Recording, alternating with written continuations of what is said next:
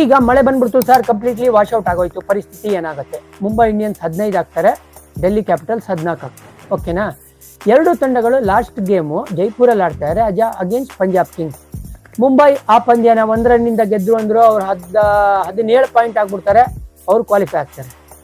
Suppose Mumbai ಸೋತ್ರು ಅಂದರೆ, ಡೆಲ್ಲಿ ಗೆದ್ರು ಅಂದರೆ ಡೆಲ್ಲಿ ಅವರು 16 ಪಾಯಿಂಟ್ ಆಗ್ತಾರೆ, ಅವ್ರು ಕ್ವಾಲಿಫೈ ಆಗಿಬಿಡ್ತಾರೆ. ಹಾಗಾಗಿ ವಾಶ್ಔಟ್ ಆಯಿತು ಅಂದರೆ ಕೂಡ 4th ಪ್ಲೇಸ್ ಇನ್ನೂ ಡಿಸೈಡ್ ಆಗಲ್ಲ. ಸಪೋಸ್ ಇವತ್ತು ಮುಂಬೈ ಇಂಡಿಯನ್ಸ್ ಮ್ಯಾಚ್ ಆಯಿತು, ಡೆಲ್ಲಿನ ಬೀಟ್ ಮಾಡಿದ್ರು ಅಂದರೆ ಮುಂಬೈ ಇಂಡಿಯನ್ಸ್ ಕ್ವಾಲಿಫೈಡ್ ಅಂತ ಬರುತ್ತೆ, ಡೆಲ್ಲಿ ಔಟ್ ಆಫ್ ರೇಸ್. ಯಾಕೆ ಗೊತ್ತಾ? ಅವ್ರು 13ರಲ್ಲೇ ಉಳ್ಕೊಳ್ತಾರೆ. ಲಾಸ್ಟ್ ಗೇಮ್ ಪಂಜಾಬ್ನ ಬೀಟ್ ಮಾಡಿದ್ರು ಕೂಡ 15. ಮುಂಬೈ ಇಂಡಿಯನ್ಸ್ ಈ ಪಂದ್ಯನ ಗೆದ್ರು ಅಂದರೆ 16 ಆಗ್ತಾರೆ.